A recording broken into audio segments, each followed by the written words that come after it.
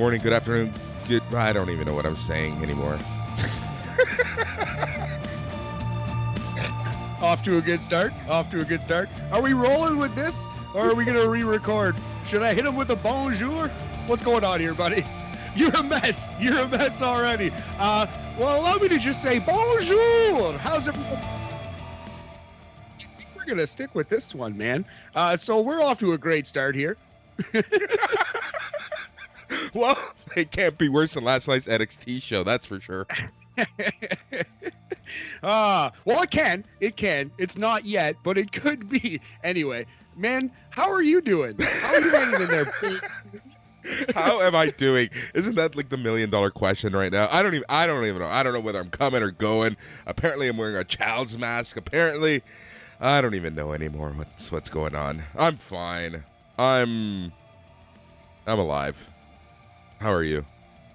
I'm well, man. Yeah, I'm still very busy with work and Operation Sports things. And now, last patron standing. Gotten some good interest for that already. You have to be a patron to play. But definitely check that out. I'm going to post an official thing with, like, the rules. I'm going to send that out to the contestants. And I'm also going to, show the spreadsheet starting to take hold. The first dozen people entered. And that, we'll have some fun with it. It's going to be a good time. But yeah, man, very, very busy, slugging away. How, Yeah, no, that's awesome. If you are a patron, which you obviously are if you're listening to this show this week, go and sign up. It'll be fun. It's easy. You just pick people. And I'm gonna flat out say it. Pick Mansoor for Elimination Chamber. I don't care what you do after, but Elimination Chamber, you pick Mansoor, and you're bound for glory. You like how I did that? Yeah, a little Impact reference. I see what you're doing there, Boris. I think Becky Lynch is probably a very safe pick as well. I doubt she's going to drop the title to Lita, but there could always be a disqualification. You never know. It's the winner of the match, whoever is declared the winner. So if Becky Lynch gets disqualified for using a chair, beats the crap out of Lita and stands tall, Lita is still the winner of that match. Example, Boris, if you would have picked Roman Reigns in the Royal Rumble match, you would have lost despite the fact that he left with his head held high. Yep, exactly. Oh, man. What a day. What a life we lead sometimes. Honestly, it's going to be one of those shows, honest. I don't even know what to say. I'm here. I'm doing stuff. I watched wrestling. I'm ready to talk about wrestling at some point. But, man, honestly, so here in Toronto, we are preparing mentally and physically for another snowstorm. Yep. Supposed to get what are we supposed to get, like 15 to 20 centimeters overnight throughout the day? By Friday, we're going to be at 20 plus centimeters. So we'll see how much we actually end up getting. Boy, howdy. And that'll be our second big dumping of the year if it comes to pass in Toronto. And that's like pretty huge. Like the last snowstorm we got was the biggest snowstorm since I've moved to Toronto, since 2013 anyway. Yeah. I would say that's probably the biggest snowstorm that I remember. I know that we've had ice storms. I remember an ice storm in like 2010, 2011, something like that. And it was just ridiculous. Like literally, like, the trees in the front of our place, right? Like just completely frozen. Everything was frozen. Like everything was frozen. But I don't think we've had this dumping of snow. Like I've been staying at my parents' because of reasons. #reasons. And, I can't even get into my place right now. Yeah, if you sat there for like a good half hour to an hour chopping away at the stairs in the snow, you could get in, but it's going to change. Like if you wanted to get in, you'd have to do it now because it's going to be Actually, I'm debating on coming by later and doing that just because, Matt, I did something really stupid, I think. If memory serves me right. So I went out last night. For all the listeners, I went out last night, and it was one of those nights. Boris had a night. It was something. I got home at 6 a.m., I want to say. Nice. And then you watched NXT like this morning, like 8, 9? 6:30 I started. Oh, there you go. Did you sleep at all? No, Or are you running on zero sleep? I'm going on fumes at this point. all-nighter, Boris. And you took notes. I could have taken notes. Well, I did take some notes, but not like detailed. Like you're driving the bus this week, right? Because I am not prepared to. Yeah, I'm driving the bus. I told you last week. Okay, very good. Yeah, so I might as well talk about it on this show. So, dude, I did something really stupid last night. That could mean a number of things, buddy. Please, what did you do? For the love of God, please. So we might have a extra guest in the house of a female variety for a little bit. Okay. And her dog, not the spawn, an actual dog. Interesting. Dog, eh? What kind of dog? Like little annoying yippy dog? Oh God, no! It's I don't even know which dog is coming. So basically, the lady friend's best friend, she lives in the country right now. She was in Hamilton. She lives God knows where now right now, but she works in the city, right? So because of the snowstorm, she needs a place, and because the lady friend can't accommodate her this weekend, I don't even know how. I was Jedi mind tricked into saying yes. And so her and her dog, I think it's going to be the bigger dog. But the bigger dog he's a lot of fun. He's really cool. Very quiet. He just loves running around, right? But I don't know how this dog is going to react to space in the country to city living for a weekend. Yeah, that's gonna suck. Hopefully she takes him for like walks like a couple times a day. There's a nice big park very close to our house, which is at least a silver lining. But yeah, it's a small little apartment you got there. We did have tenants just move out who did have a dog, so it's not that big a deal, man. Like we've had dogs in the neighborhood pretty much this entire year. There's always been a dog on the main floor, right? Actually, they didn't move out. I got the lowdown. So they're apparently just subletting their place for like 6 months. Yeah, I heard that. Yeah, buddy got a job in New York. That's funny that we're talking about this on the podcast. But yeah, I was texting them last night. And then congratulations to Craig if you're listening. I'm sure you're not. Dick. Couple different opposing views on roommate Craig here from the Bam Boys. Oh man, no, you know what? He's fine. Like honestly, I've never really had an issue with them. It's just like it's the small things, right? It's always been the small things, and I know I'm very particular sometimes, but like when you email me at like 10-11 p.m. asking to come into my place, and I'm like, okay, cool, and I try to reciprocate by doing the same, and you say fuck no, I'm gonna take offense to that. It's a little, I can see that. You're getting a little cold shoulder, especially if you open up your home to them. But yeah, I mean, 11 o'clock is late. You never know. But yeah, buddy, greener pastures for them, greener pastures for us. You want to start talking about this wrestling show that we're here? No, I don't actually. I really don't. Like, what are we going to talk about? LA Knight did stuff. The best thing was the opener. Vic Joseph and Wade Barrett were hilarious, as they usually are. Yeah. Honestly, let's talk about Wade Barrett and Vic Joseph for a little bit. Dude, is it me or are these two possibly the best, not the best commentators, but they have the best chemistry? Interesting. Do they have the best chemistry of any duo in all of wrestling right now? That's are they strong. The Bam of commentators?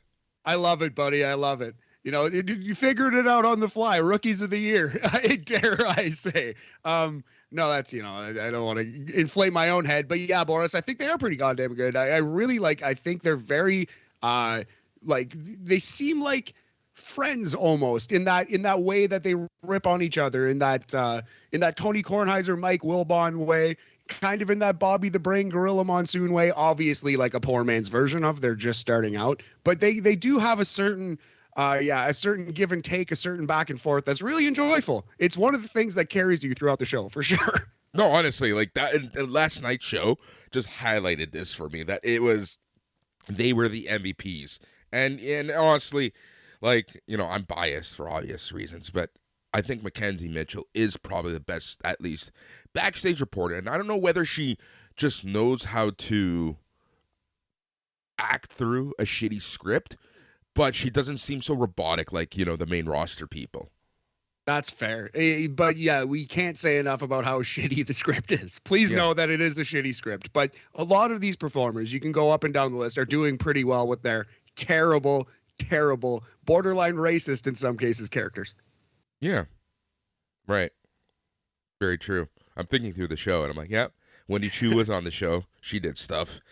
Yeah.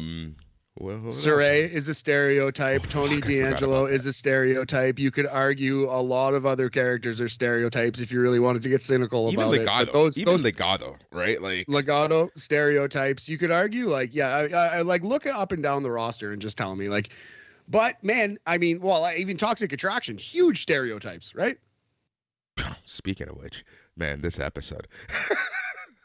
Like so I have to be honest. So last night I was out doing stuff, right? But I checked in on the chat. Man, oh man. Sometimes the chat just makes me laugh so hard because as I'm reading the comments, I'm like, what the hell is happening on this show right now? Yeah, exactly. You're just seeing, like, I saw people talking about, wait a minute, is she morphing? Yeah. Is that a morph that we just saw? I'm like, oh my God, what is happening on the show? Because I didn't watch it live either. I watched it late last night, though. But I was actually watching the Coen Brothers Macbeth movie. Pretty good. Denzel kills it. It's a little tough to follow because it's Shakespeare, and I'm a moron, Boris. But yeah, no, I thought it was really good. And honestly, Denzel might have given like another Oscar performance there. Like, I'm sure that's gonna. It's the kind of thing that I could either get a lot of Oscar buzz or like none, and kind of be like forgotten, like be Oscar bait that the fish don't bite on. But I think that's gonna get some Oscar buzz, specifically Denzel. Yeah. Oh, okay, I had to bring down the lights. Were just killing me. Whew. You definitely do need some sleep, eh? Oh, you have no idea. Like right now, I'm like canceling my meetings this afternoon, and I'm like, oh my God, do I need to rest a little bit? Just a few hours at this point. I don't know. We Oh, can power through this. This was a kind of like just their episode. It was pretty meaningless. The opener was good. The main event was good. Everything else was pretty dang wacky. The story of 2.0, buddy. honestly, and that's exactly it's like the bookend is okay. Everything in the middle, you can take it or leave it. Getting flashbacks from last night, and it's like, oh, I did that. All right, anyways, so let's get to some wrestling. And before we do that, Matt, we have one bit of business to get through, and that is our star rating or our rating system for this week because we're done with star ratings. We are the Young Guns. Every week we have a rating du jour, a rating of the day, and usually we like to have fun with this. So, Matt, what are you thinking for this week? I think the two big takeaways from this show are Saray and Wendy Chu. I think at this point, everything else was kind of, as is. So should we go magic necklaces or should we go Slurpees? What are you thinking? I was actually thinking cold showers. Why, dude, Toxic Attraction? Just in general. There's just something about this show. It's true. It was a thirsty, one of the hornier episodes of WWE TV that you'll see in the 2020s for sure. A very thirsty, very horny edition. Let's go cold showers out of 5, Boris. I like where your head's at. Oh, Bruce Pritchard, you fucking horny son of a bitch. I love it. All right, let's get this show on. I don't. Let me say categorically for the record, I do not love it. Boris, please continue. You have to understand, I watched this show. Like, I don't even know how much tequila I drank last night. Like, let's just put that into perspective. Like, I don't even know how much. I get home, turn on this show, and I'm like, okay, we're starting with this match. Okay, cool. And then as stuff happens, I'm just like, why am I up? I need to quit this show. Can Matt just run the... Oh, you should have let me know, man. I could have taken better notes. I didn't really clue in. I should have just volunteered to drive the bus this week. But yeah, man, it's a fever dream of a wrestling show at the best of times, especially when you're drunk as a skunk 6 a.m. Yeah. All right. Anyways, let's get the show started. So we're gonna do cold showers out of 5. Shows kicks off, and we have a 6-man tag to get shit started, and it's Imperium with Gunther, Marcel Bartel and Fabian Aichner versus Diamond Mine, which consisted of Roderick Strong, Julius Creed, Brutus Creed, with Malcolm Bivens and the MVP of 2022, Ivy Nile. All right, so, dude, I watched this match. Man, these people wanted to just kick each other's ass, didn't they?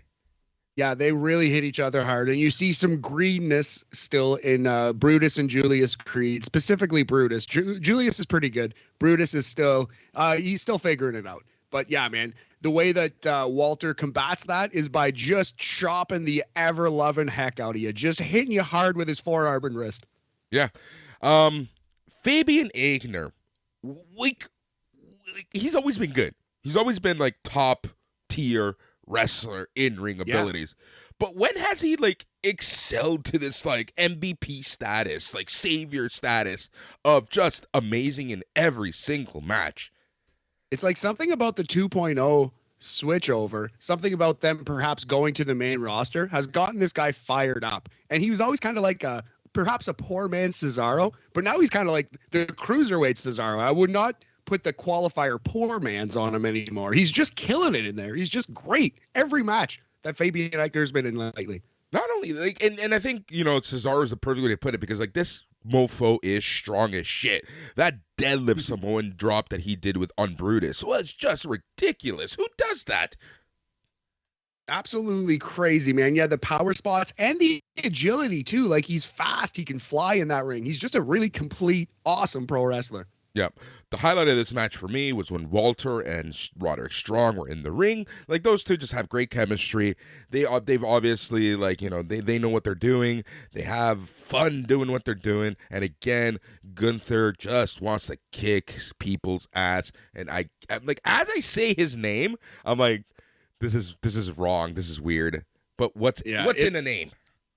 Exactly. Like, again, like it's better than the alternative. It's not as bad as it could have been. And he is so good that it really doesn't matter what you call him. At the end of the day, you could have called him the Red Rooster. He'd still be whipping ass, Boris. Yep, and that's exactly what he did, because he gives a huge blow to the chest on Brutus, follows that up with a power bomb, gets the pinfall win in around 12 minutes.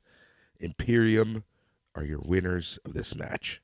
Yes, sir. Yeah, 12 minutes and 15 seconds I timed it at. I think it was, and correct me if I'm wrong here, loyal listeners, but I think it was a Toshiaki Kawada style stacking pin after that power bomb. I think it was a Kawada style power bomb. That's what I wrote down. I might be wrong about that, but very good match. I probably think the main event was slightly better, but right on the same level. We're going to go 3.5 cold showers, Boris. 70% cold shower percentage, buddy.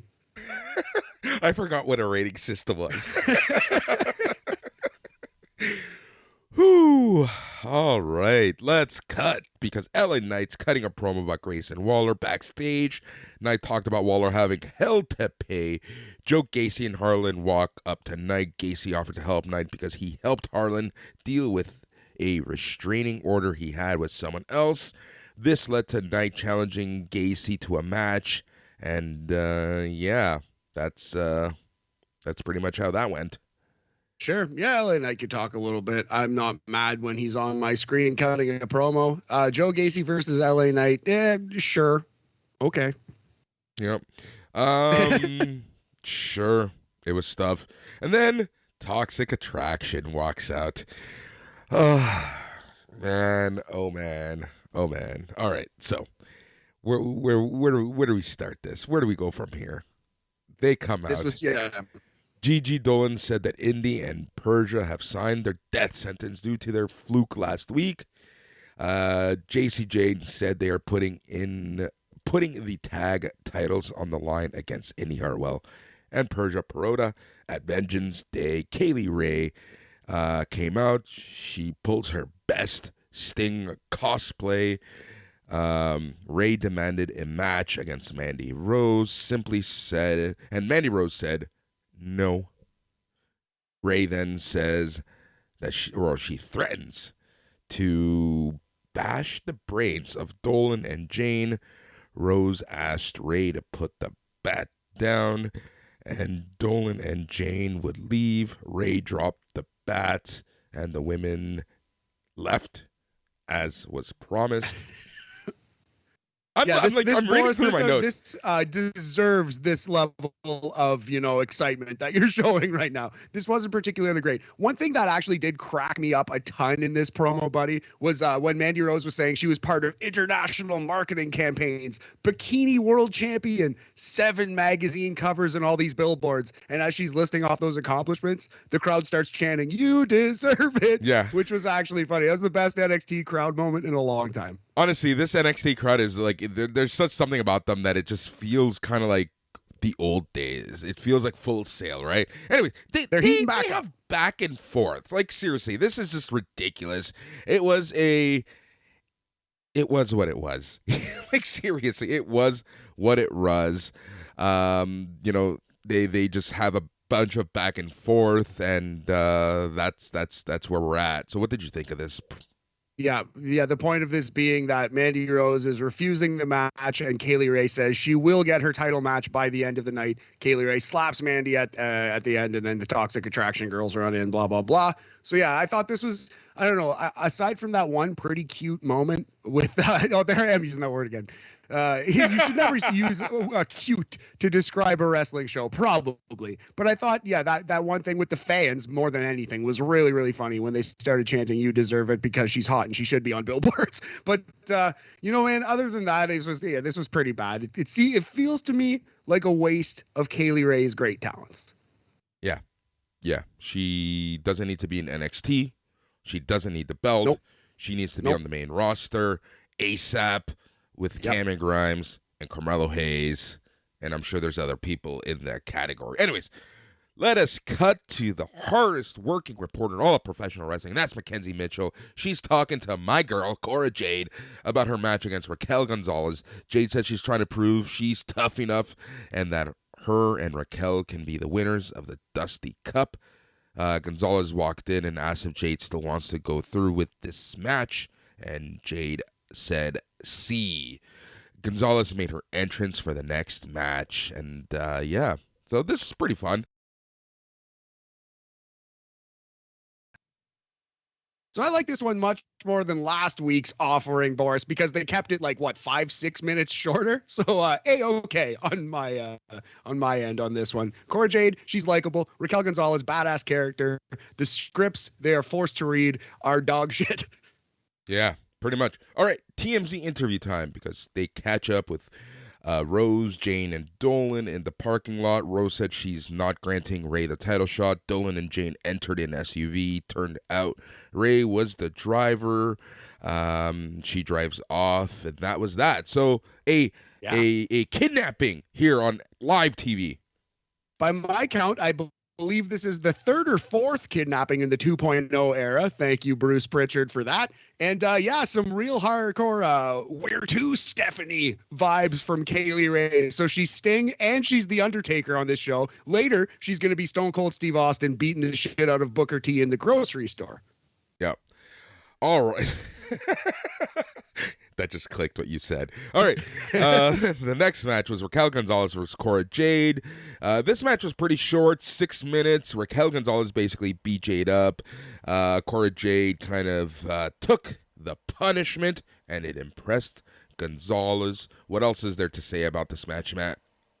Yeah, it was a strong effort, but I wouldn't call it a very good wrestling match. I do think Cora Jade is learning, but yeah, you can tell that this is developmental. Raquel Gonzalez is ready for the main roster. She's on that list of people who should be up, and there's really nothing left for them to learn or do even or accomplish at all in NXT. Yep. All right, so Raquel Gonzalez she reverses a high knee and turns it into a Chingona bomb. She wins at 6 minutes. As she begins to walk out of the ring, she turns around. She walks back to Cora Jade, who seems to be in a lot of pain. Gonzalez gave Jade a handshake and said, "Let's go win it." So there you go. They're a team. Can they coexist? So funny, since Cora Jade was making fun of that storyline when she started, and then a month later she found herself in that storyline. But yeah, I like it. I hope they do win. I think that would be kind of fun, a good thing to do. But for the match itself, 6 minutes and 3 seconds. Nothing really much to it. Slight fail, Boris, but strong effort. We're going to go 2 cold showers out of 5. Slightly below that Madcap Moss line. Yep. Now, on top of that, this match suffered through technical difficulties galore. Yeah. Did it? Okay, I was wondering. I don't know if that's just Sportsnet or if that was NXT, like on their end. I thought it was me. It's so funny. Like Boris thought he was blacking out. Yeah. It was your brain having the technical difficulties. Yes. Like, dude, I'm watching this. I'm like, did I miss something? I literally had to pause, rewind. I'm like, oh, it's not me. It's the show. I'm like, whoo. Thank God. Yeah. So I don't know if those were Canada-specific technical difficulties or if that was like the whole show. But yeah, this match was like lagging behind. It was like you were watching this on like Windows Live Media in 2011. Yeah, exactly.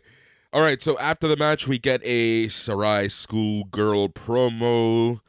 Insert cold showers. The graphic next. She will return, quote unquote, next, as I do air quotes on camera, and only Matt can see. All right. Yeah, so she's full on Sailor Moon. She just literally is Sailor Moon. She morphs. She's got a magic necklace and she morphs on her way to the ring. Part of her entrance is like fighting evil by moonlight and then of course winning love by daylight, Boris. Or wait, is that backwards? I have no idea. No, you said it right. I'm judging you so much right now. It's not even funny. Well, I mean, yeah, fair enough. Fair enough. I have no rebuttal. Anywho, Pete Dunne promo aired before this where he bragged about smashing Tony D'Angelo AO Gabagool's hand with a cricket bat. He said it was ironic where he took D'Angelo's cousin's advice about taking care of business by any means necessary. Dunne challenged D'Angelo to a steel cage match.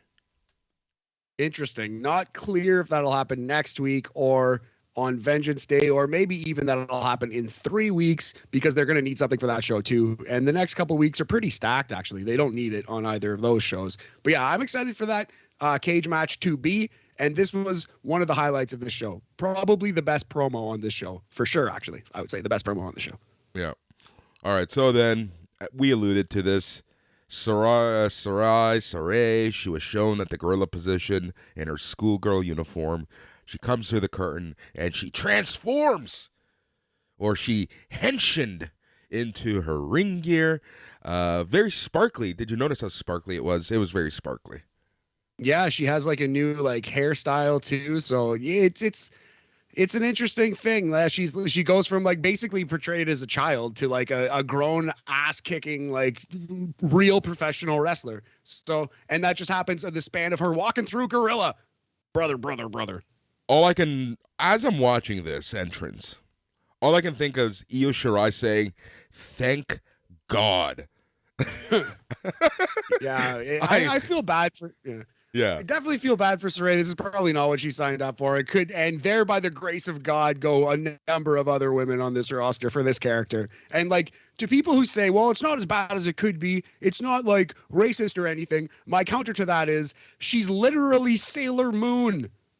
Literally is Sailor Moon in presentation, in character, in every conceivable way. She just needs her tuxedo mask. I swear I'll stop with the Sailor Moon references here soon, buddy. I'm fucking dying so much right now. I have more questions right now. I don't even. You just completely thrown me for a loop. All right. So she faced jobber number 64329, aka Kayla Inlay. Yeah, I think this may have been the second time we've seen Kayla Inlay because I believe remarking, I think I remember remarking that she is no Finlay, but maybe if I'm just coming up with that joke now, I'll Barry Horowitz myself on the back again. But yeah, I think this is the second time we've seen Kayla. She has a lot of fire. I thought she held her own in this match. This was actually a pretty good squash. Yeah, this was a fun little contest, as they say in the wrestling business.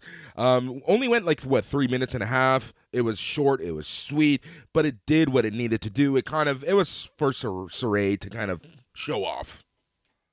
Yeah, and the crowd really likes this character. They're really trying to push it as a feel good, believe in yourself, you can achieve your dreams, pure white meat baby face, as they say. So I don't know. I think this character has a way better chance of landing and doing anything in the professional wrestling industry than Wendy Chu's character, for example, which, like, the girl in her pajamas is never going to be a world champion. Sorry, it just won't happen. But Saray, she could. This is, with a little bit of tweaking, this is okay. At this moment, it's laughably, cartoonishly, borderline racist and bad.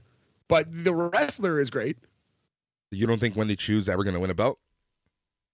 I don't want to say never again because they could tweak it and stuff, but I will say the girl in pajamas will never be a world champion. $20 says. I will stake $20 says that she will be champion, my friend.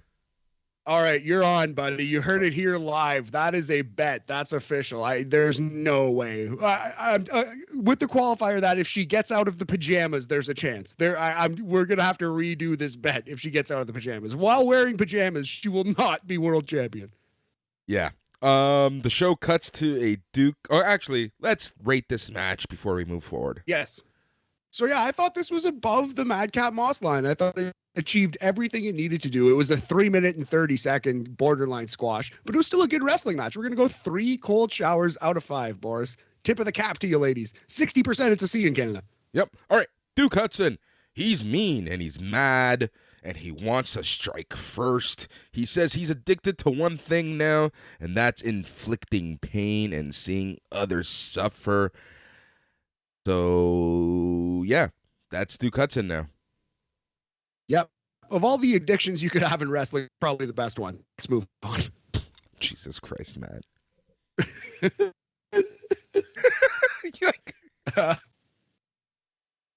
I believe up next we had Cameron Grimes confronting Trick Williams and Carmelo Hayes, Boris.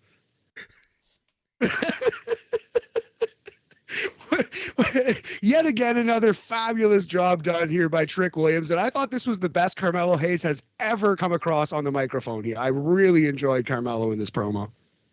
Yes, that was something. Yeah, no, I really enjoyed this actually. Like, man, Cameron Grimes is great. And you know what's something I love about Cameron Grimes? He knows the crowd is behind him and he plays that up during his promos. Absolutely. He knows they're going to pop out his lines. He knows exactly, like, he kind of leads them on in a good way. He's leading them. He's kind of like conducting the crowd at this point. It's so good. Yep. Yeah. So basically they have a back and forth. As you know, Cameron Grimes won his match last week. So he's next in line for a championship opportunity, as they say in WWE speak. Yeah. And yeah, I hate that. It's a title shot, but whatever. It's a championship. It's not a championship opportunity. So that's fine. That's their term du jour. And it's going to be beaten into the ground in the next 6 months, I'm sure. But yeah, good promo yet again. Until Trick Williams learns how to wrestle, they probably should stay in NXT. But other than Trick Williams' wrestling, this act is all the way ready for the main roster. I also laughed so hard to myself at about 7:15, 7:20 in the morning when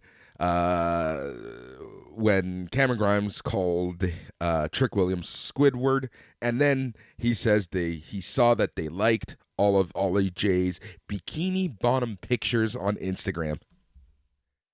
It's a fun little line. SpongeBob-based humor from the one Cameron Grimes. Yep. All right. So this was good. I like this a lot. You know, it served its purpose. I think that these two are gonna have a better mic duo than in-ring match. That's I think take. they're gonna have a pretty good match, man. That is a hot take. This was a good promo, but I still think that's a hot take. I'm excited for the match. I think it'll be damn good. I think it'll be all right. I think that their mic work is that much better. Anyways, so cut to the back. Braun Breaker thanks Tommaso Ciampa for his help last week, and he wonders why. Ciampa said being at the top of the mountain is a lonely place, and he understands where Breaker is now. Breaker said he respects that. Ciampa said he wants to see Breaker with 2 Ks remain the NXT champion. Breaker with 2Ks said that the Blackheart and the Breaker with 2Ks are about to kick some Legado ass. Yeah, fine. Perfectly fine promo. Breaker with 2Ks is figuring it out. He's ready to, I think. And he's only had 15 matches or 16 or whatever it is. But what else does he need? You know, he's pretty much there. Yeah. All right. So cut to the 60-year-old humor. Idris Inofi and Malik Blake were coming up with tag team names. Inofi thought up of Team Inofi and Blade first, then Team BBC. You see, now BBC, my friend. Yes, please explain the inner workings of this joke for the loyal listeners, Boris, please. I was honestly thinking of this bit the entire fucking morning. Now. Oh, I bet you were. No, anyway. Like, what the fuck? Oh my God, this show sometimes. I did laugh. This was, you know what? As stupid as it was a laugh out moment because BBC, you see, Matt, it could be a reference to a particular body part of certain people, you see. Yes, let's leave that at that. But yeah, I was more laughing at it than with it. Yeah. And it was more a chuckle than like a laugh out loud thing. But yeah, I was incredulous at what was on my screen for sure. Yep. Then Inofi started fawning over Mandy Rose. Mandy Rose stumbles literally into Inofi's to Malik Blade's hands. Rose was running away from Kaylee Ray. Ray and Rose brawled. Inofi, fuck. I'm reading my notes. Okay, I'm going to tell you what I wrote. Okay, please. Yes, verbatim, word for word. Inofi got horny and was enjoying the brawl a little too much, and he couldn't get up because he had a hard-on. Yeah, that was the joke.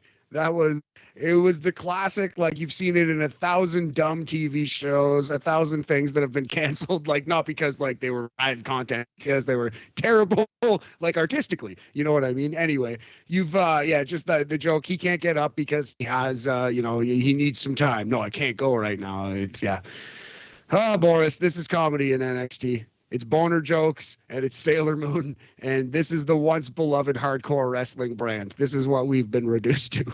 Well, BBC, horn dog jokes, and boner jokes. This is the show. Yeah, this is what we signed up for, Matt. It's really funny because like people like to say about AEW, well, if WCW lived, it would kind of look like AEW looks right now. But if Vince Russo's WCW lived, I think it would kind of look like NXT 2.0 looks right now.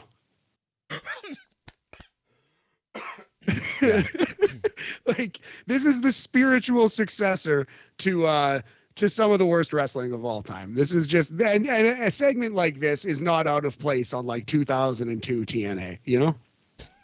Yeah. Oh man. It just gets better from there.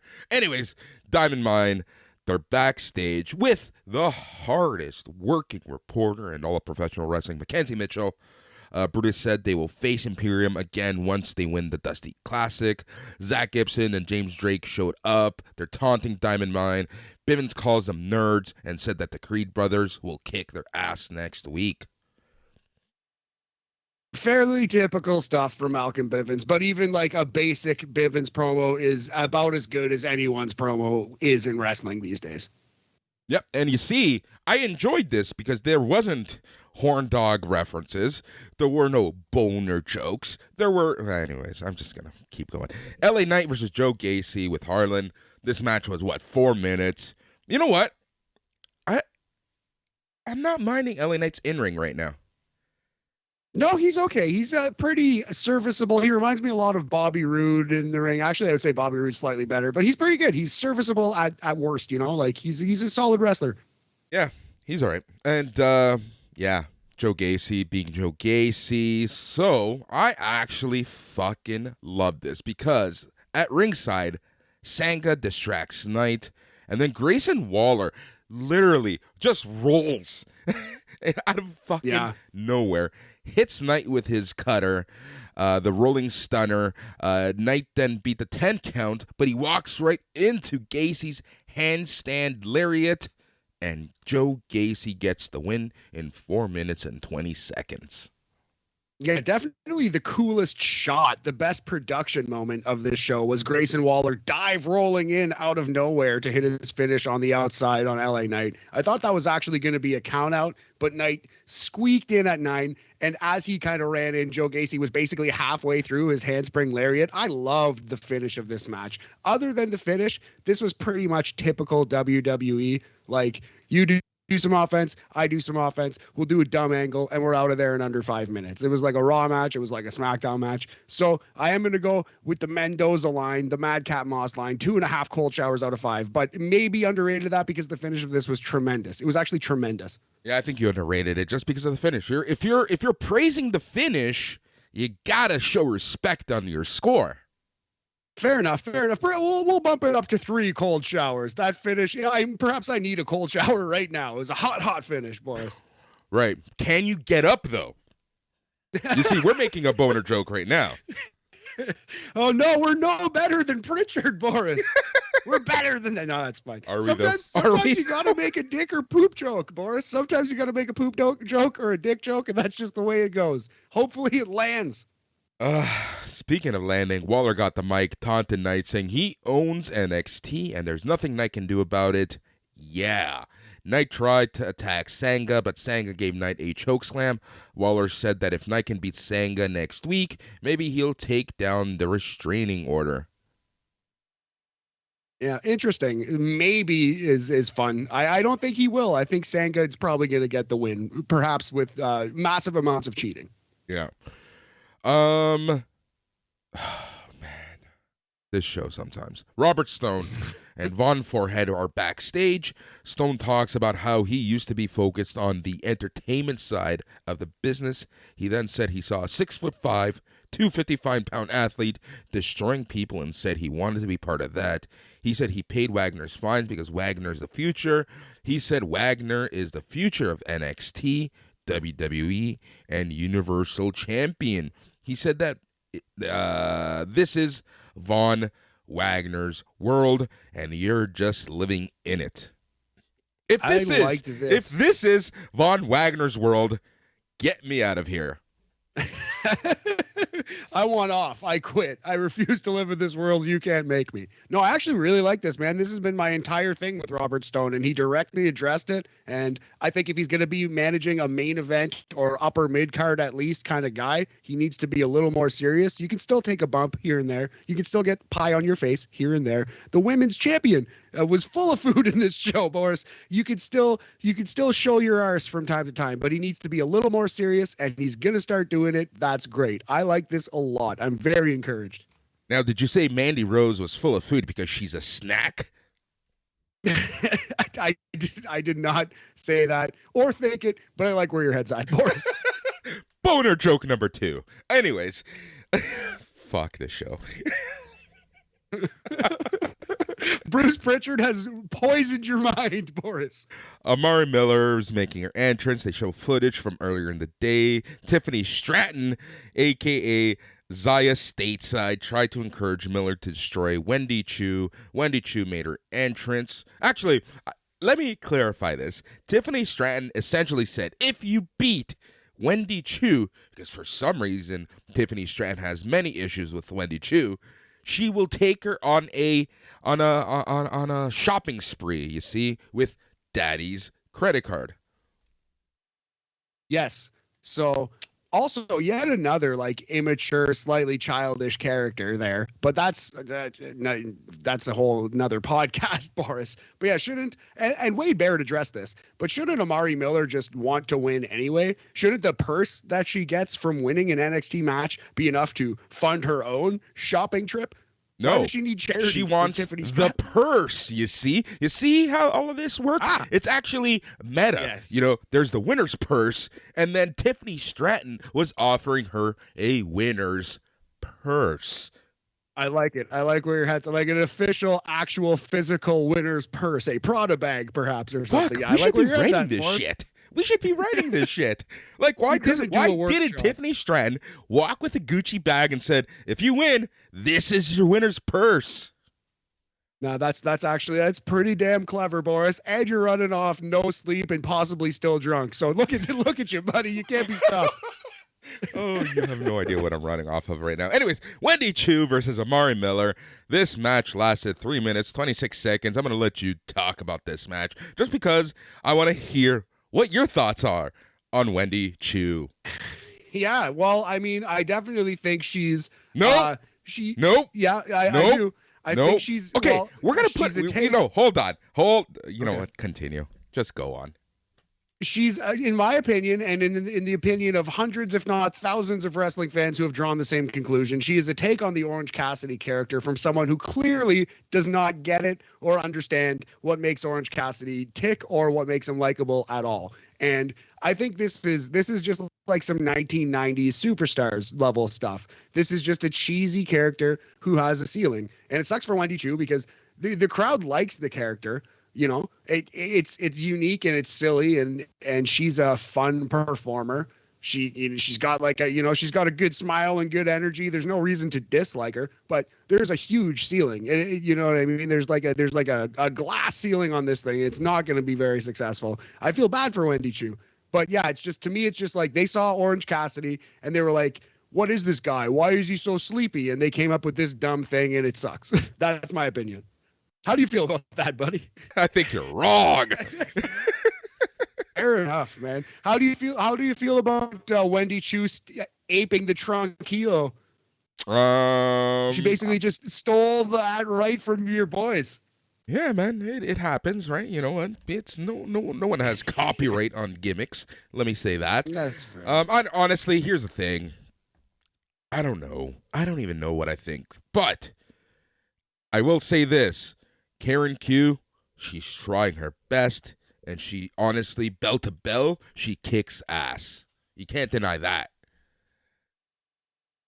No, she's a very good wrestler. It's just such a weird and restrictive gimmick that every one of her matches is going to kind of look the same, and it's going to be a joke that's going to get old quick. And I kind of feel bad for Wendy Chu more than anything, because I do think like she's screwed in like a year to 18 months. Maybe not like she'll never get another job again, but in terms of like upward mobility in WWE. Yeah. Well, man, it was around this point where I'm like, if this is developmental, are these characters the characters that we're going to see on the main roster? In Wendy Chu's case, I think absolutely not. No. In many cases, yes. Carmelo Hayes, Braun Breaker, Tony D'Angelo, Cameron Grimes, probably, if and when. But yeah, no, I don't think Wendy Chu will make the main roster with this gimmick. God bless her. She's not the problem, but I don't think she's making it. And so this match went. Go ahead. And the reason why I say that is because, like, let's remember, John Cena was the fucking prototype in OVW, right? Like, yeah. And then he came up as just basically generic man, like generic wrestler man. And then he found his character on basically like the second or third attempt, right? Yeah. So, yeah, but this match went 3.5 minutes. Wendy Chu wins with a Polish hammer, Boris, like she's fucking Ivan Putski or something. Also, like, ridiculous. Also, Tiffany Stratton throws her credit card in the ring, which distracts Amari Miller. That sets up the victory. And then Wendy Chu steals Tiffany Stratton's credit card and leaves with it. That's not how credit cards work. It doesn't matter. You don't just have all of her money now. We have video evidence of you stealing the credit card, and she could just easily grab her cell phone and cancel it as soon as she gets backstage. Why do we care that she got her physical credit card for 5 minutes? Like, I just thought the whole character's dumb. The match was dumb. She went with a Polish hammer, Boris. What are we doing here? So we've seen a hostage taking and identity theft all in one episode. Yes, she's half Ivan Putski, half Orange Cassidy, the character we didn't know we needed, and we do not need this character. Oh, I need more of this. Anyways, Dexter Lumis, Indy Hart. Anyways, how would you rate this match?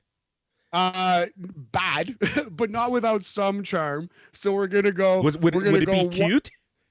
It was. You could definitely describe Wendy Chu as cute. Yes, it would be one cold shower out of 5. Not an embarrassment to pro wrestling, but inarguably very bad. Dexter Lumis, Indy Hartwell, Persia Perota were backstage. Persia was crushing on Duke Hudson for some reason. Lumis gave that crush a thumbs down. I forgot about this. Brooks Jensen shows up, crushing, loving, liking Caden Carter. Hartwell said it's a turnoff when a guy talks too much and nonverbal communication is sexy. Hartwell stared at Lumis, and then they said they needed to go to a hot tub. Jensen tried to give Persia the same look, but Persia said she's into someone else.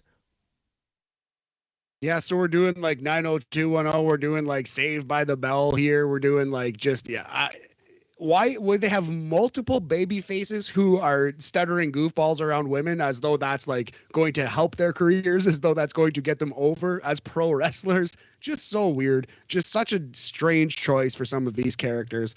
Yeah. You know what though? I will compliment again Indy Hartwell's delivery and her general acting ability. I think is a cut above everyone she's in a promo with. Usually, this was no exception. She's really good. Indy Hartwell's very good. Yeah, agreed. Agreed 100%. All right, we get a Draco Anthony promo. They talk about his Marine background. I really like this. Very strange how they follow these promos with like uninspiring performances in the ring immediately. Because we said the same thing about Dante Chen's promo. It was like, oh, I really like this. I really like this too. And then they either lose or get destroyed by like a third party or something weird happens in the match immediately after the promo. Yep. Just like real life, you see. Now, speaking of promos, Nikita Lyons. Yeah. Nikita Lyons. Interesting, yeah. Okay, so I've seen on social media she's wrestled on 205 Live, but I guess that's not canon. So Nikita Lyons. Yeah, so she's basically kind of a take on the Frankie Monet character, although she's like Frankie Monet meets sort of like, I don't even know, Penny Lane from Almost Famous. Kind of like she's manic pixie dream heel, Boris. That's what Nikita Lyons is. But I'm pretty excited for her. If she can go at all in the ring, I think she might have a bright future. This is an interesting character, kind of like the rock and roll badass world traveled heel. And I've never seen it before in wrestling, so we're gonna see. I'm kind of intrigued by this one. I think this was a hit. This was a made line in this was, "The world better look out for this Lyons roar." You see, because her lane is Nikita Lyons. And she said Lyons roar. All right, so not every part of this was a home run, but I think all in all, this was a made shot, Boris. This was at least a tap in for par. It was okay. Oh my God. Mackenzie Mitchell, the hardest working reporter of professional wrestling, was with Sarai, who was back. Yeah, she was back in her schoolgirl uniform. She said her black hair and school uniform, complete with a school emblem. She said she dedicated this win to her grandmother. She said, "I love you." Sarai said that the medallion reminds her that she can do anything. Crazy Kai shows up, mocking Sarai for looking like she came from Sailor Moon. Kai said she can tell that Sarai's medallion is important to her, like her grandma is to her. Kai said no matter how strong her relationship with her grandma is, the sun will always set. Yeah, so it's just so sad to watch NXT 2.0 now because, like, before September of last year, this would have been Dakota Kai and Sarai, two just really good, strong wrestlers just opposing each other. Hey, you could say Dakota Kai's not like a really good, strong wrestler or whatever, but like just two serious athletes having a contest. And now it's Sailor Moon versus crazy crackhead girl who talks to herself. And now it's just like some weird cartoon. It's just like Glow or something. I don't know exactly what we're watching anymore, but it was just like this was the moment where I would have turned off the TV. And it's not like Dakota Kai's so bad that she ruined NXT for me. It's just what are we watching with this brand? Like you said, are these the characters that are going to the main roster? Really? We're gonna have Sailor Moon and this girl who's itching and talking to herself? I don't know, man. Andre Chase with Bodie Hayward versus Draco Anthony. Yeah, this was another kind of bad match, like kind of just a very, very basic wrestling match, about as basic as you'll see on WWE TV these days. Draco Anthony, I think this was his first appearance on the NXT television show. He's also wrestled on 205 Live, I believe. Yep. This match what'd you think about this? Yeah, well, yeah. Honestly, want to go 4 minutes? Yeah, pretty basic, right? Like 4 minutes, 37 seconds. I do like we saw Andre Chase's finisher, I think, for the first time. Yeah, the hammerlock flatliner.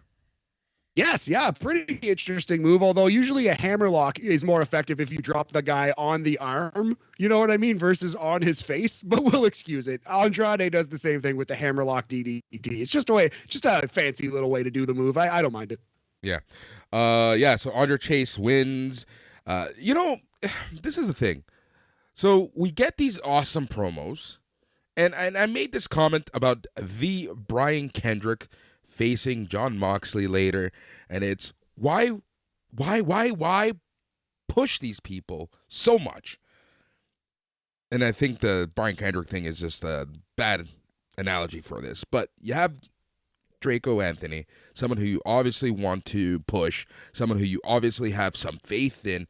You give him these awesome introductory promos, and then you go in for a loss. I don't get that. Shouldn't they be winning on their first shot out?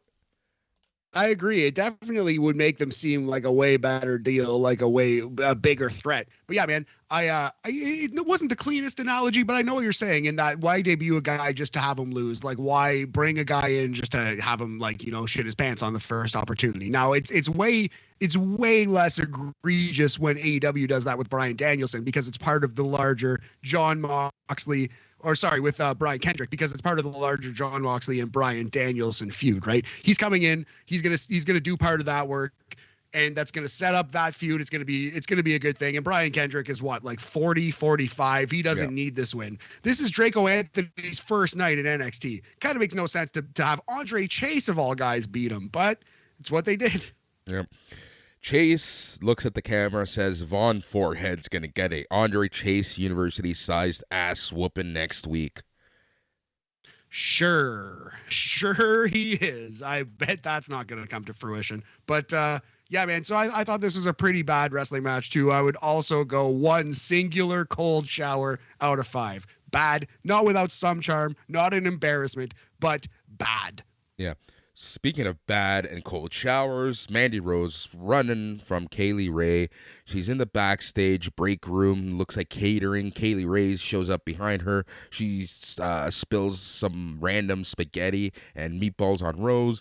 Then Ray found a random cake, slammed it into Rose. Ray continues to chase Rose with a bat. Textbook weird McMahon / weird WWE humor. Mandy Rose stumbles into a room. There's a random cake sitting on a table. Everyone can see where this is going.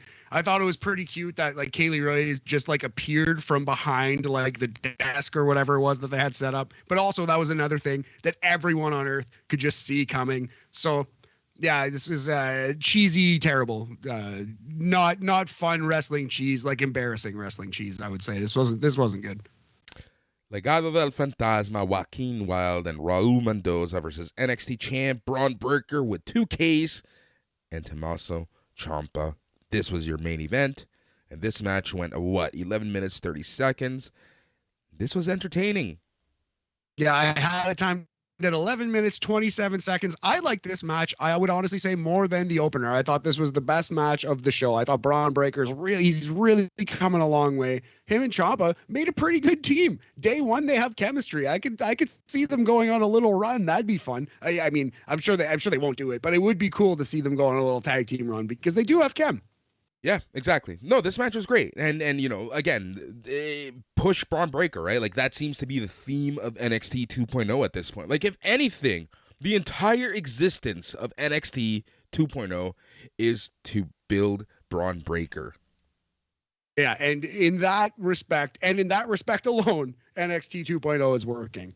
The whole thing being like centered around Braun Breaker and him coming along rapidly is actually it's a great success, and it's the only great success of NXT 2.0 at this point. Yeah, Mendoza with a beautiful Phoenix splash.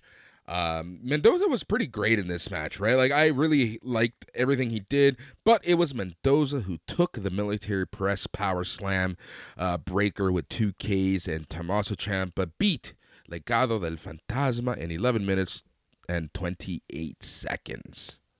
Yeah, I really like the finish of this. Joaquin Wilde goes to the top rope. Tommaso Ciampa meets him and shoves him off the top rope. Wilde goes flying through the announce table, which I was not expecting. Although, if you kind of, when I was watching it in real time, I didn't see it coming. But then you see the replay and you see how Wilde was lined up on the top rope, and it was like, oh, this man was clearly diving through this table. Yeah. Like he wasn't setting up to do a cartwheel dive onto Braun Breaker. You know what I mean? Like from a weird half angle. But anyway. So yeah, I really did enjoy this match. Match of the show, possibly the best thing on the entire program. We're gonna go as high as 3.5 cold showers out of 5 for this one, Boris. It's a 70%. It's a B in Canada.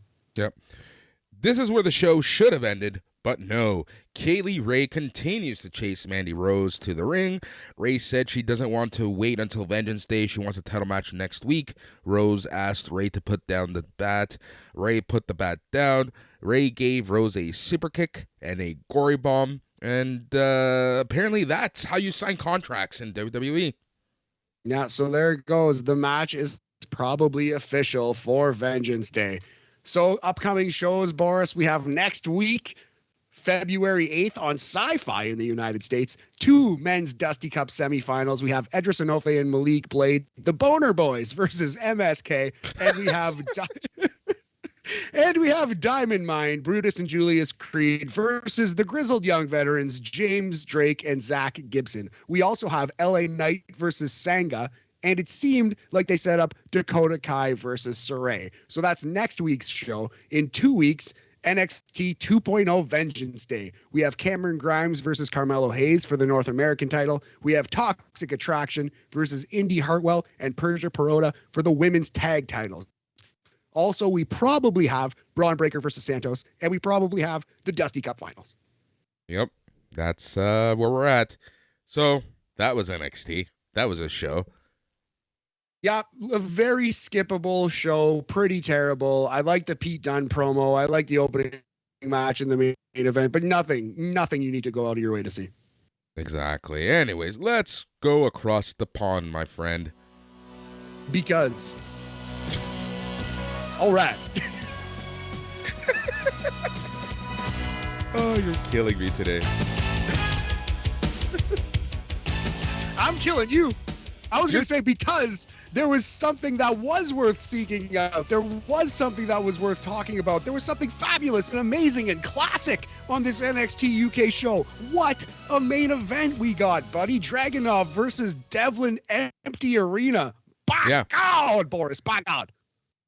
Having said that, can you imagine paying good money to watch a show and then being told, get the fuck out, we have the main event now? All right, you guys have to leave. We're about to have a classic wrestling match. Thank you. Thank you for coming. Please drive safe. Oh, only like I get it. I loved it, but man, that made me laugh so hard. That actually is hilarious. I hadn't even considered that in that way. I kind of actually popped because they did a full show and then they shooed the fans away.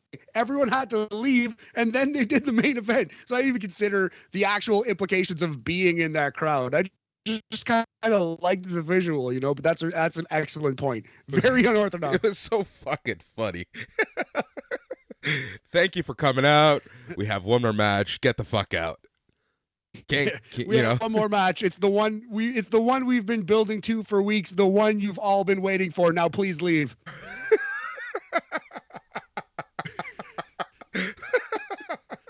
And then there's Paul York drunk in the back somewhere. Stumbling around. I'm fucking shattered, mate. But that was a terrible accent. Sorry, Paul. You're better than that. Also, Is you he know, though? the funniest thing, the funniest part of all of it, Boris, is this is by far the best hour that WWE does.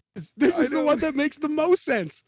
Oh my God, how is this show still in existence? That's what I want to know. Like, I swear to God, like, in the budget, do they consider NXT UK like? Well, I think it's solely and strictly because of the TV deal they have in Yeah, Europe, it right? is. Like that's it. 100%. That's exactly what it is, and I'm afraid to see what's gonna happen to NXT UK when that TV deal is up. So let's keep that TV deal going because we're gonna get classics like D Familia versus Gallus, because that's what kicked off the show. So it was Tioman, Rohan Raja, and Charlie Dempsey versus Joe Coffey, Mark Coffey, and Wolfgang. Awesome 6-man tag with a really good story, kind of trying to divide and conquer the heels. Defami trying to out muscle the Gallus boys. I really thought this was a very good match. It was better than anything on NXT 2.0 this week. And it wasn't even the best thing on this show. But yeah, go out of your way to see some Charlie Dempsey if you haven't yet. He's the son of William Regal. He is WWE's answer to Zack Sabre Jr. And he's a fantastic pro wrestler already. Very, very good. Oh, so good. This match went about 11 minutes, 20 seconds. D Famil ends up winning. Dempsey locked a STF on Wolfgang, made him quit. So that was that match. Dude, like you said, this is a match you should go out and watch. Absolutely. Yeah, definitely. And if not this match, find some Charlie Dempsey on the YouTubes or find him on the WWE network. Watch a couple of his matches. He's a treat. So yeah, we're going to go as high as 3.5 supernovas for this one, a 70% crumpet percentage, a 70% no-am percentage on this one, buddy. Yep. All right. Then we see a hype video for the NXT UK Tag Team Championship #1 contenders match between Jack Stars and Dave Mastiff versus Oliver Carter and Ashton Smith. And that match is actually next week. So tomorrow, 2 days. Tomorrow's Thursday. Man, I'm lost. Yes. Yes, sir. It is February 3rd, 2022, Thursday. Yes. Yeah. Ginny versus Amal. This match has kind of been building up over the past few weeks. And I have to say, this match was fun, but I was surprised with the ending just because they've been trying to build Amal as like this happy-go-lucky, fun, like, this is my world and you're all living in it type of character, coming from nothing into this. I'm here to inspire, and she gets the loss. Yeah, she's the French Hope, right? And they're starting her off with the loss here. Not that this is her first match as the French Hope, but this is her first big match as the babyface French Hope, and she's lost. But she's got to have some adversity to come over, to overcome, not come over. But yeah, she's had adversity come over, and she needs to overcome it now, Boris. That's how that works. But yeah, I thought this was an average professional wrestling match at best. It wasn't the strongest match that I've seen in my life, but they worked hard. 6.5 minutes, nothing wrong with it, nothing particularly right with it. It's the start of the journey. It's not the destination. Man, how how many whatever, it doesn't matter. Anyways, what I wrote in my we're killing it this week. We are just fantastic. Adversity came over, you see, and then Amal must overcome said adversity, but she did not overcome the adversity that came over. Please continue.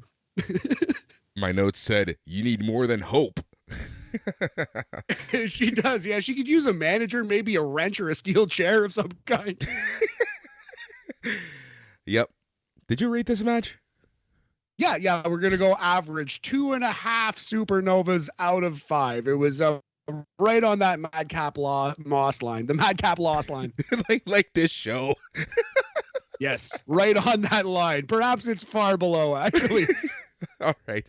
Miko Satomura will defend her title against Blair Davenport next week in a Japanese street fight. Man, I am so glad this is happening on NXT UK and on not NXT 2.0.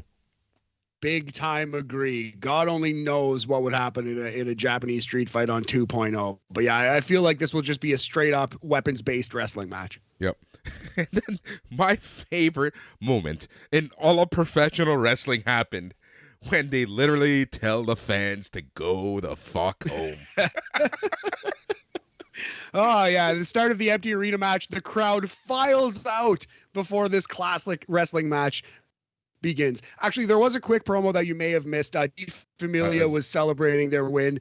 Okay. You please go on. No, keep going. Yeah, so De Familia celebrating their win in their locker room, but it's not really their locker room. They're just dicks. Nathan Fraser was there too, and they asked him to leave in a not polite manner. I think, Boris, this is setting up Fraser versus Dempsey. It's Ben Carter versus the son of William Regal. Hook it to my veins! That match is going to be awesome. Yep. That's going to be great. So Jordan Devlin comes out into this empty BT Sports Studios. Ilya Dragunov comes out to this empty BT Sports Studio, and we get a fucking classic match. And your main event, Ilya Dragunov versus Jordan Devlin in an empty arena match for the NXT UK Championship. You know what this match was, Boris? This was a love letter to the Rock versus Mankind feud. Yes. This was the child of Halftime Heat and the Royal Rumble I Quit match. It was the violence, not as violent, obviously, but it was the violence of the Royal Rumble I Quit match in the Halftime Heat package. It was if those two matches have a kid. That was this match, and this match was fabulous. This was the WWE match of the year. Yet again, for the second week in a row, NXT UK cranks out the WWE match of the year. And this one was even better. I'm not lying to you when I say this was a classic. This is like some all-time shit. Really, really strong wrestling match. Yeah. Everything about this, and they really used the empty studio wisely. Like you said, this was a love letter to Mankind versus The Rock, 1999 feuds. And it was just so fucking good, honestly. The end, so Devlin is whipping Dragunov with cable ties and then bound his wrists together behind his back. Devlin smashed a chair across the legs of Dragunov. Devlin went for a concerto with the ring steps, but Dragunov moved and hit a torpedo Moscow for the win and is still your champion after a 22-minute battle with Jordan Devlin. Dude, wow. Oh, classic stuff, man. Ilya hits his torpedo Moscow with his hands zip tied behind his back, springboarding off the steel stairs. It was just an awesome finish to a wild match. One of the best hardcore matches you'll ever see. Right up there with the Best Friends versus Proud and Powerful from AEW. That's the last classic like hardcore match I can remember. This gave me that same feeling, you know? It just was so good. The weapons, the brawling, the hatred, the fun spots they came up with. Just a really, really, really good performance. Can't say enough. I was wrong about Jordan Devlin. I was wrong. I take that L. This man is great. Yeah. Look, I can do a lot of stuff with my hands tied behind my back, but I can't pull off a Moscow torpedo or torpedo Moscow. Let me tell you that. I'm not even gonna begin down that road, buddy. But yeah, an impressive athletic feat for our NXT UK Men's Champion for sure. I do agree. Next week on NXT UK, February 3rd, 2022, we have the #1 contender tournament finals for the NXT UK tag titles. Ashton Smith and Oliver Carter versus Dave Mastiff and Jack Stars. We also have the Japanese street fight for the women's title. Blair Davenport versus Miko Satomura, sorry. Good luck topping this one, but that should be a really good match as well. Yep. Man, we made it. I don't know how, but we made it. I think we nailed it, buddy. I think this was one of our best ones. This is the Mad Cat Moss of fucking episodes. Oh, maybe not going in the Hall of Fame. Maybe this one's not going on the demo reel. But we'll have some fun. We're back tomorrow with Bam. Boris, get some damn sleep, you crazy animal. Yeah. So Bam tomorrow is gonna be fun. Have you watched Impact yet? No, I haven't actually. I was gonna watch it tonight or tomorrow morning. Yeah, watch it. We'll talk about it. There's a lot of fun stuff that happened there. And yeah, we're going to be chatting sports. We're going to be chatting the NFL. We might be chatting some NFL lawsuits because that's going to be a fun chat. Oh, man. Yeah, a little mini preview of the Super Bowl as well. We'll talk some Rams versus Bengals. Is Joe Burrow the new Dan Marino? Bowl in his second year, Boris. We shall see. But yeah, all the best to Brian Flores, honestly. That New York Giants thing, that's absolute bullshit if it happened the way it seems like it did. And Brian Flores was an excellent coach. We both loved him as coach of the Dolphins, and I hope his career isn't over from this. Yeah, I agree. But yeah, that's that. All right, so then we have Bam tomorrow. You have the old fucks. Well, actually, it's going to be a different episode because it's Dan and Mike coming to you on Friday, chatting all things AEW. Then on Saturday, we have not one, but two shows as the Smack Daddies chat all things SmackDown. And then you have Dark Side of the Elite chatting all things Rampage. Then on Sunday, for patrons, you are going to get Sunday night's main event a little early, sometime in the afternoon, early evening, and typically that's you'll get that at some point. So yeah, man, I need to go. I'm tired. Yeah, Boris. I'm buddy. done.